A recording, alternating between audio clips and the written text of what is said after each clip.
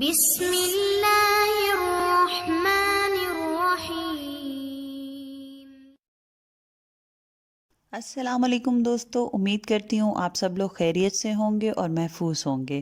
آج کی ویڈیو میں ہم اپنے جیمنائی دوستوں کا آنے والا نیا سال 2023 کیسا رہے گا اس کے بارے میں ڈسکس کریں گے۔ آپ کا کیریئر، آپ کی سوشل ریلیشن شپ، لو میٹرز، پرسنل گروتھ، صحت اور اس کے علاوہ آپ کے فائنینسز، ان سب کا ایک جنرل اوور ویو لیں گے اور اس کے بعد الگ الگ ان پوائنٹس کو ڈسکس کریں گے۔ تو آئیے چلتے ہیں ویڈیو کی طرف۔ 2023 ہمارے جیمنائی دوستوں کے لیے بہت ساری تبدیلیوں کا سال ہے۔ آپ میں سے بہت سے آنے والی تبدیلیوں کا پہلے سے ہی مقابلہ کر رہے ہیں۔ 3 بڑے پلانٹس اس سال اپنی جگہ تبدیل کریں گے۔ ایسا بہت کم دیکھنے کو ملتا ہے۔ یہ بتاتا ہے کہ آپ کی ذاتی زندگی کے ساتھ ساتھ گلوبل لیول پر بھی ہمیں بہت سی تبدیلیاں دیکھنے کو ملیں گی۔ اس سال آپ کی صحت بھی بہتر نظر آتی ہے، لیکن کام کا دباؤ آپ پر بہت زیادہ ہوگا۔ کامیابی حاصل کرنے کے لیے آپ کو حقیقی معنوں میں محنت کرنا پڑے گی، کیونکہ آپ کو بیٹھے بیٹھے کسی چیز کا کوئی ریوارڈ نہیں ملے گا۔ گزشتہ 2 سالوں کے دوران آپ کا کیریئر جتنا واسٹ ہوا اور جتنا اس میں ترقی ہوئی، اس سال اتنا ہی اس کے اندر آپ کو برقرار رکھنے کے لیے محنت کرنا پڑے گی۔ 17 مئی کو مرکری آپ کے 12th ہاؤس میں چلا جائے گا، یعنی یہ اسپرچول اور مثبی امور کا گھر ہے۔ تو اس کے بعد زندگی میں آپ کی جو روحانیت کی اہمیت ہے وہ بڑھ جائے گی اور آپ اس راہ کی کئی منازل طے کریں گے۔ کیریئر اور مالی معاملات جو ہیں وہ ہمارے جیمنائی دوستوں کے 2023 میں بہت بہتر نظر آتے ہیں۔ آپ اپنے مالی امور سے مطمئن ہیں اور کسی بڑی تبدیلی کی ضرورت اس سال محسوس نہیں کریں گے، لیکن اس کا ہرگز یہ مطلب نہیں کہ آپ ان تمام معاملات کو بالکل اگنور کر دیں، کیونکہ اگنورنس جو ہیں وہ مسائل کو پیدا کرتی ہیں۔ اس لیے ضروری ہے کہ توجہ دیں اور وقت دیں۔ مالی معاملات میں آپ کا جو اتار چڑھاؤ ہے وہ اس سال بہت زیادہ دیکھنے کو ملے گا۔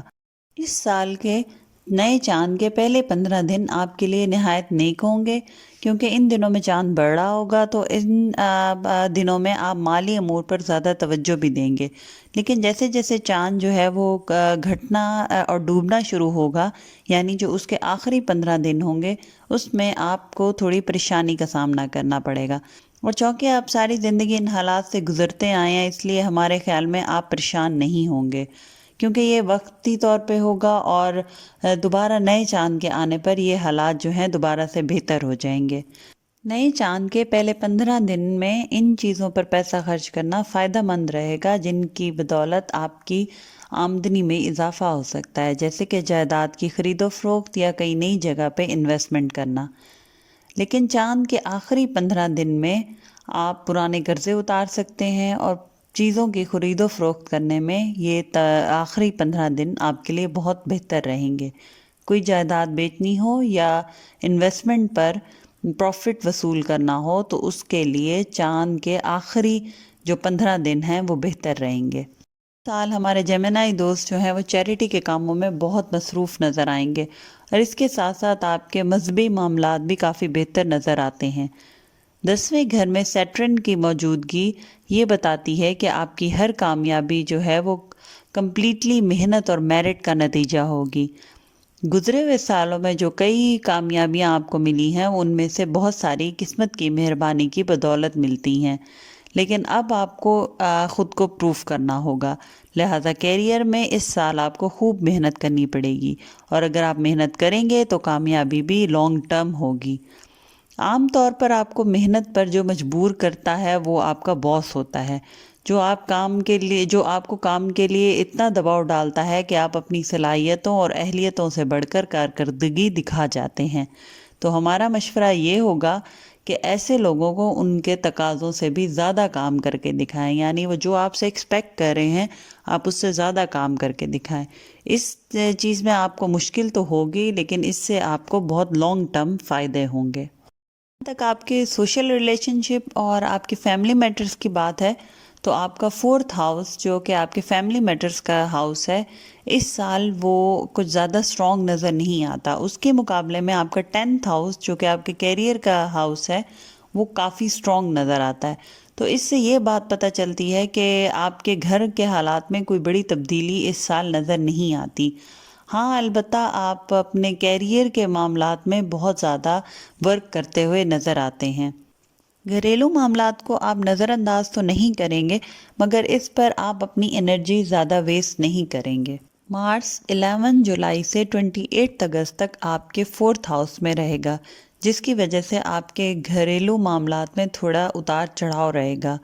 لڑائی جھگڑے کا بھی امکان ہے. صبر تحمل سے کام لیں اور معاملات کو کنٹرول کرنے کی کوشش کریں.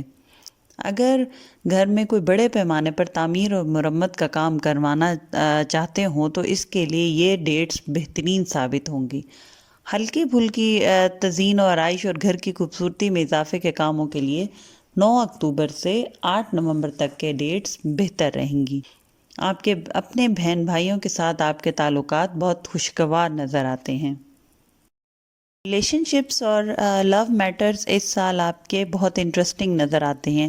پچھلے سال کی طرح اس سال بھی آپ کا جو محبت کا رولنگ پلانٹ ہے مرکری، وہ 5 ماہ کے لیے ایریز میں اور 7 منتھ کے لیے ٹورس میں گزرے گا، جس سے پتہ چلتا ہے کہ محبت کے حوالے سے آپ کے بیہیویئرز اور ضرورتوں میں تبدیلیاں آئیں گی. کوئی چیز مستقل نہیں رہے گی. 17 مئی تک مرکری ایریز میں ہی رہے گا، جو کہ آپ کا 11th ہاؤس ہے. اس سے یہ پتہ چلتا ہے کہ آپ کے محبت کے معاملات جو ہیں ان میں آپ کا رویہ جارحانہ ہوگا. آپ اپنے جذبات کا فوری اظہار کر دیں گے اور پہلی نظر کی محبت پر شدت سے یقین رکھیں گے. ریلیشن شپ بنانے میں آپ کو زیادہ دیر نہیں لگے گی، بلکہ شاید آپ ضرورت سے زیادہ جلدی کا مظاہرہ کر جائیں گے.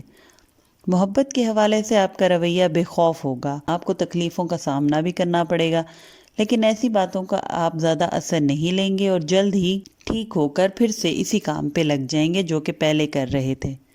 11th ہاؤس میں مرکری کی موجودگی محبت کے لیے بہت بہتر ہوتی ہے. اس سے پتہ چلتا ہے کہ محبت کے حوالے سے آپ کی دلی خواہشات اور خواب پورے ہوں گے. یہ ایک سادہ گھر ہے، اس لیے پتہ چلتا ہے کہ معاملات محبت مجموعی طور پر خوشگوار رہیں گے. سنگل لوگ اس سال کسی ایسے ساتھی کی تلاش میں ہوں گے جو نہ صرف ان سے محبت کے معاملات میں بلکہ روحانی معاملات میں بھی انٹرسٹ سیم رکھتا ہوگا. ضروری نہیں کہ اس حوالے سے آپ دونوں ہر پوائنٹ پر ایگری کرتے ہوں، لیکن یہ ضروری ہے کہ آپ ایک دوسرے کے عقائد اور نظریات کا احترام کریں گے اور ایک دوسرے کو سپورٹ کریں گے. لیکن جیمنائی دوستوں کا جو سنگل ہیں اس سال شادی ہو جانے کا کوئی امکان نظر نہیں آتا، اور بہتر ہے کہ اس کو اگلے سال پر ملتوی کر دیں، کیونکہ یہ سال آپ کے لیے بہتر نہیں رہے گا. کہ معاملات اس سال آپ کے بہتر نظر آ رہے ہیں، لیکن پھر بھی چند باتوں کا دھیان رکھنا بہت ضروری ہے. 8 مارچ کو جب زحل برج ایکویریس سے نکل کر برج پائسز میں داخل ہوگا تو آپ کی صحت پر اس کا دباؤ پڑے گا. یہ صورتحال اگلے 2.5 سال تک برقرار رہے گی. آپ کی انرجی جو ہے وہ آپ کو کم ہوتی ہوئی فیل ہوگی، لیکن زیادہ پریشان ہونے کی بات نہیں، کیونکہ باقی جو پلانٹس ہیں ان کے پازیٹیو وائبس جو ہیں اور انرجیز جو ہیں وہ آپ پر پڑ رہی ہیں. لیکن اگر آپ اپنے اندر پہلے جتنی انرجی نہ پائیں تو گھبرائیں مت، اور نہ ہی خود پر ضرورت سے زیادہ بوجھ ڈالنے کی کوشش کریں. دوسری بڑی تبدیلی یہ ہے کہ پلوٹو 24 مارچ کو برج کیپریکون سے نکل کر برج ایکویریس میں چلا جائے گا اور 12 جون تک یہاں رہے گا. تو اگلے 2 سال تک یہ انہی 2 برجوں کے درمیان ہی رہے گا. تو 2025 تک میں یہ حتمی طور پر برج دلو میں ڈیرے ڈال لے گا اور پھر اگلے 20 سال تک یہیں رہے گا. چونکہ پلوٹو آپ کی صحت کا سیارہ ہے، اس لیے اس کی گردش اور اس کا اس طرح آنا جانا آپ کی صحت پر اثرات مرتب کرے گا. صحت افزا سرگرمیاں اور علاج معالجہ آپ کے لیے مفید ثابت ہوں گے. آپ کی صحت کے معمولات میں بھی غیر معمولی تبدیلیاں رونما ہوں گی. 8 مارچ کے بعد آپ کو ہارٹ پرابلم ہونے کا خطرہ ہے، جس کی سب سے بڑی وجہ آپ کا اوور سٹریس، ضرورت سے زیادہ پریشان ہونا اور اوور برڈن ہونا ہے.